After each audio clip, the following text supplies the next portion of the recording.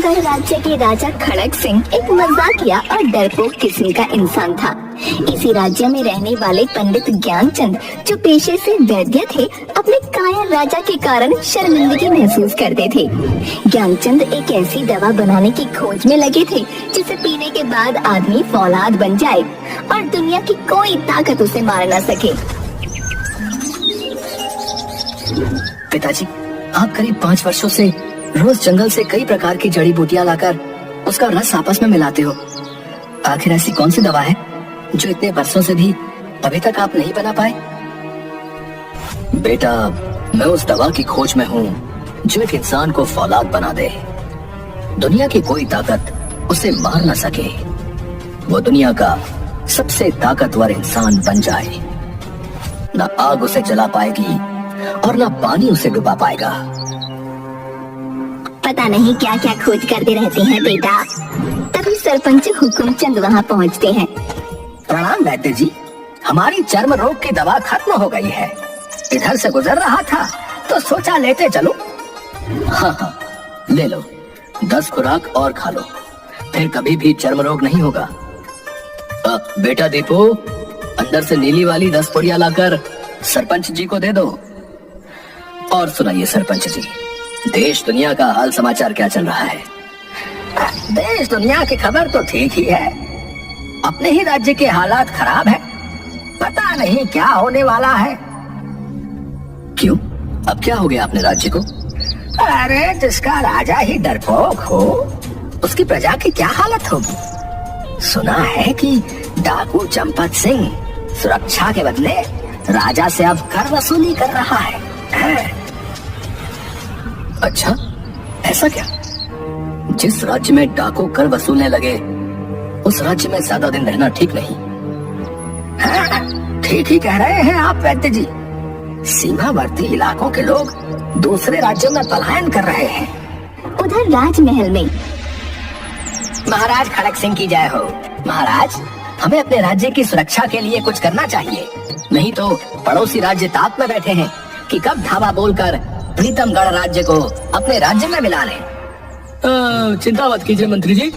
डाकू चंपत सिंह ने मुझे वचन दिया है कि अगर कोई भी राज्य हम पर हमला करता है तो वो अपने डाकुओं को उस राज्य के सैनिकों को खदेड़ देने का आदेश दे देगा और उस राज्य में तबाही मचा देगा। महाराज, मुट्ठी भर डाकू जूनागढ़ राज्य के प्रशिक्षित बहादुर सैनिकों के सामने कहीं नहीं दिख पाएंगे। हमें जल्द से जल्द कोई दूसरा उपाय सोचना होगा, नहीं तो हमारा गुलाम बनना तय है। महाराज, हमारे सैनिकों में भी भय व्याप्त है। डाकुओं द्वारा कर वसूलने से जनता भी परेशान और असहाय महसूस कर रही है। मंत्री जी, आप जल्द से जल्द रायगढ़ रियासत के राजा से बात कर आपातकाल में हमारे वहाँ रहने की व्यवस्था की बात करें। इधर बिरजू आधी रात में पंडित ज्ञानचंद के यहाँ चोरी करने गया होता है। तभी ज्ञानचंद दीपू को उठाकर बोलते हैं। दीपू, अरे ओ दीपू, जल्दी उठ। देख, बरसों से जिस दवा की मैं खोज कर रहा था उसमें मैं आज सफल हो गया। क्या पिताजी, ये बात तो आप मुझे सवेरे भी बता सकते थे।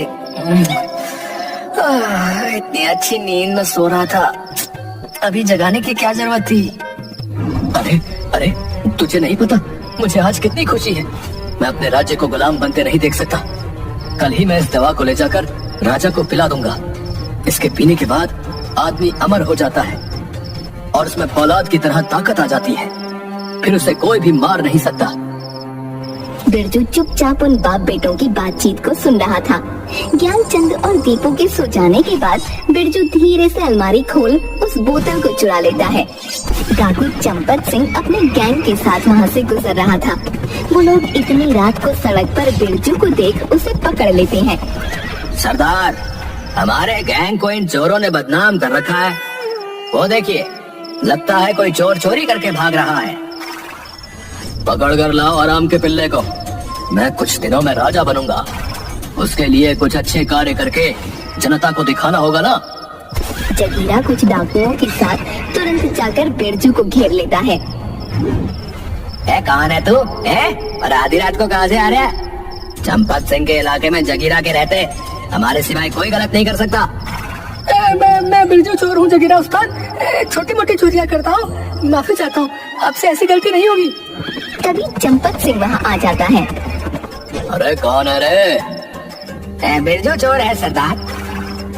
क्यों रे बिरजू, कहाँ से क्या चोरी करके आ रहा है रे? एक बोतल के सिवा कुछ नहीं मिला सरदार, मैंने खुद जांच कर लिया है। देखो जगीरा उस्ताद, वो बोतल मुझे दे दो, उसमें मेरी दवा है, उसके बिना मैं मर जाऊंगा।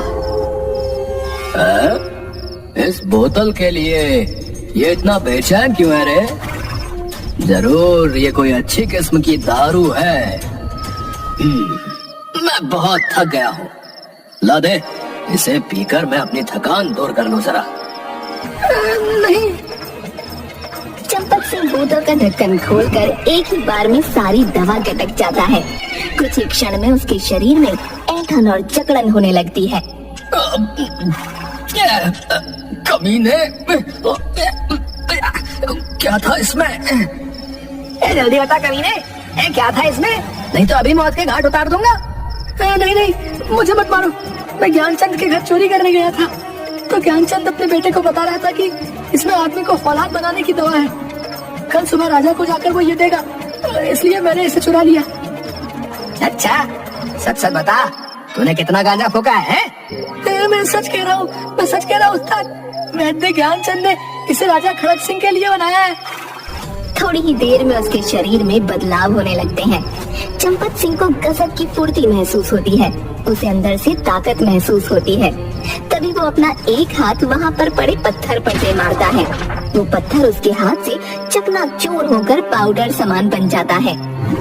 वाह सरदार, आपने तो एक ही मुक्के में बड़े पत्थर को पाउडर बना दिया। बिरजू सच कह रहा है, मुझ में फौलाद सी शक्ति आ गई है। बिरजू, अब तुझे छोटी मोटी चोरियां करने की जरूरत नहीं। आज से तुम्हें हमारे गैंग में शामिल किया जाता है। जगीरा के बाद तू मेरा बायां हाथ होगा। जगीरा दल के सदस्यों को लेकर राजमहल कूच की तैयारी करो। चंपत सिंह अपने डाकू के गिरोह को लेकर राजमहल पहुंचता है और अपनी ताकत के बल पर राजमहल पर कब्जा कर लेता है। मंत्री देव सिंह और सेनापति वीरभद्र सिंह राजा और उनके परिवार को लेकर गुपचुप तय खाने के रास्ते पंडित ज्ञानचंद के घर में शरण लेते हैं। अरे मंत्री जी, सेनापति जी, आप महाराज और रानी के साथ हमारे घर पर, सब कुशल मंगल तो है ना? मंत्री वीर सिंह ज्ञानचंद को सारी बातें बताता है। जिसका डर था वही हुआ। कल रात मैंने जिस फौलाद बनाने वाली दवा की खोज की थी, शायद किसी चोर ने उसे ले जाकर डाकू चंपत सिंह को दे दिया हो। पिताजी, हर चीज का कोई ना कोई उपाय जरूर होता है। इस दवा को खत्म करने का भी कोई ना कोई उपाय होगा। इस दवा को खत्म करने का उपाय सिर्फ एक आदमी के पास है, वो है तपस्वी देवराज। तो फिर हम लोगों को तपस्वी देवराज के पास चलना चाहिए। उनके पास पहुंचना इतना आसान नहीं है।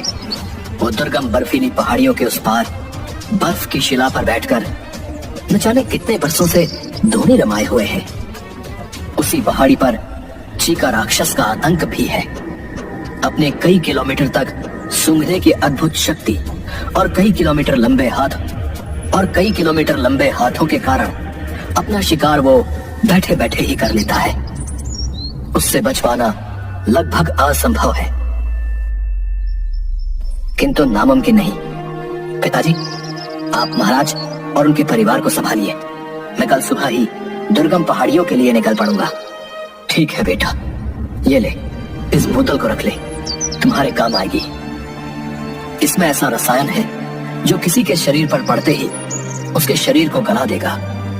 तुम ये दूसरा लेप भी लगा लो जो तुम्हें जलने नहीं देगा।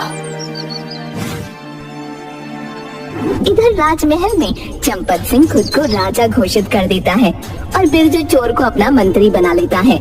जगीरा सेनापति का पदभार संभाल लेता है। जल्द ही डाकू लोग पूरे राज्य में त्राही त्राही मचा देते हैं। उधर दीपू कई बाधाओं को पार करता हुआ दुर्गम बर्फीली पहाड़ी पर पहुंचता है। तभी वहाँ का दुर्दांत राक्षस चीका को पता चल जाता है कि कोई मनुष्य पहाड़ पर आया है।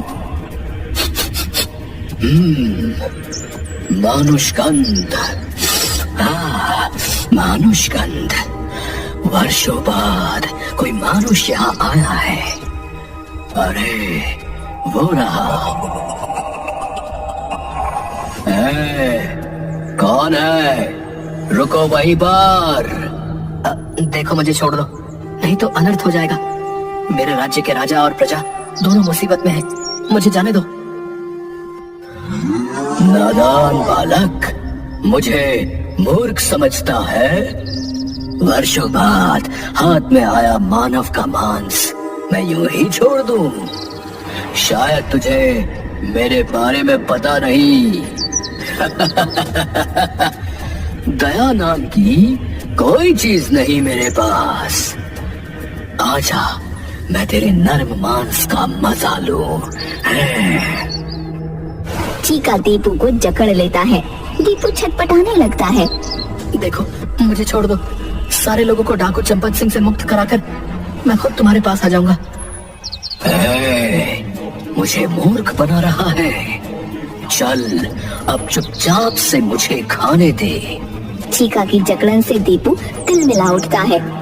ऐसा लग रहा था जैसे उसके शरीर की हड्डियां चटकने वाली हों। दूसरे दिन सुबह डाकू चंपत सिंह अपने डाकुओं और सैनिकों के साथ ज्ञानचंद के घर पहुंचकर चारों तरफ से उसे घेर लेते हैं। महाराज खड़क सिंह, हम जानते हैं कि आप मंत्री और सेनापति सहित पंडित ज्ञानचंद के घर में छुपे हो। जल्दी से सभी लोग बाहर आ जाओ, नहीं तो 3 गिनने के साथ ही पूरे घर को जलाकर राख कर दिया जाएगा। मंत्री जी, सेनापति जी, हमें बचा लीजिए। डाकू चंपत सिंह हमें मार डालेगा। महाराज, कोर्ट नीति यही कहती है कि आदमी को अंतिम क्षणों तक आशा नहीं छोड़नी चाहिए। मंत्री जी बिल्कुल सही कह रहे हैं महाराज। हमें अभी यही करना चाहिए। हमें परिस्थितियों का सामना करना चाहिए। चंपत सिंह, मैं अपने आप को तुम्हारे हवाले करता हूँ। हमारे परिवार और पंडित जी के परिवार को छोड़ दो।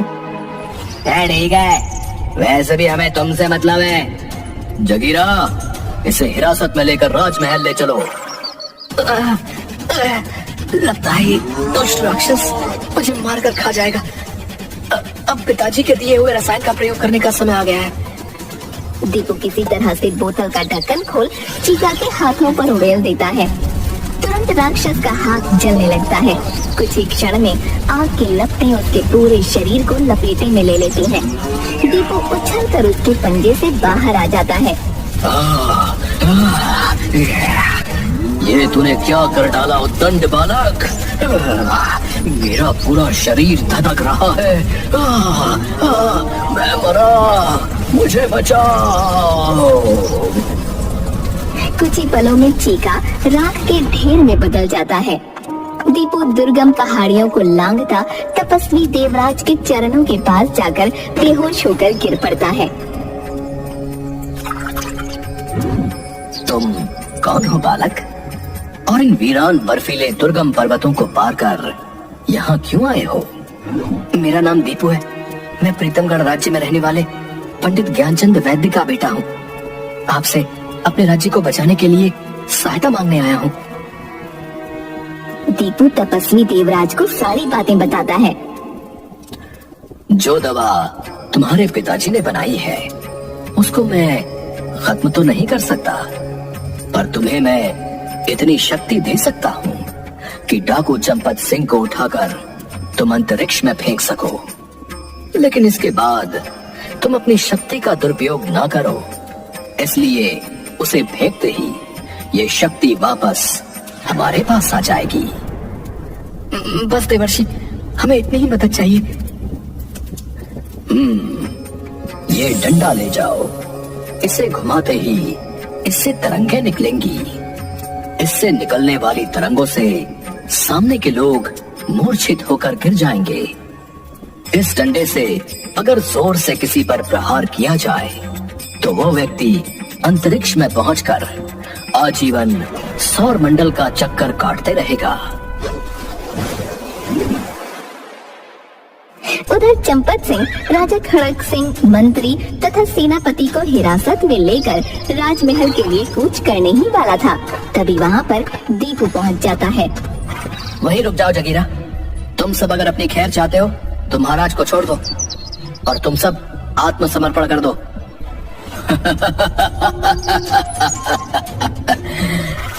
अबे चूहे, भाग जा यहाँ से, नहीं तो मुफ्त में मारा जाएगा बे।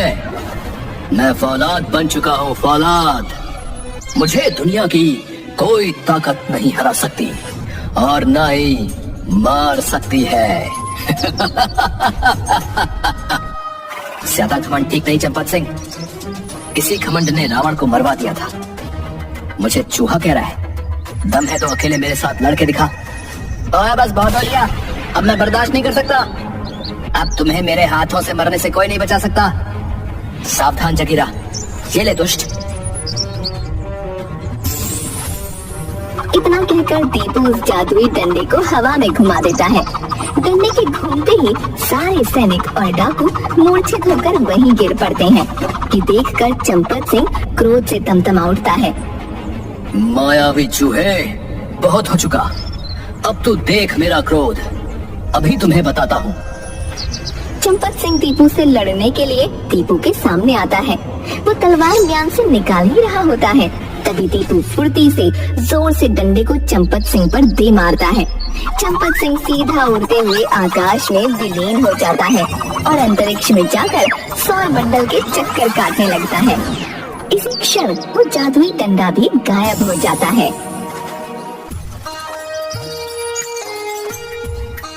बहुत अच्छा बच्चा, तुम्हारे इस बहादुरी के लिए तुम्हें इनाम मिलेगा।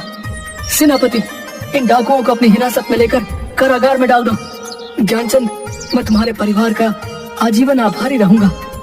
महाराज, ये तो हमारा कर्तव्य है।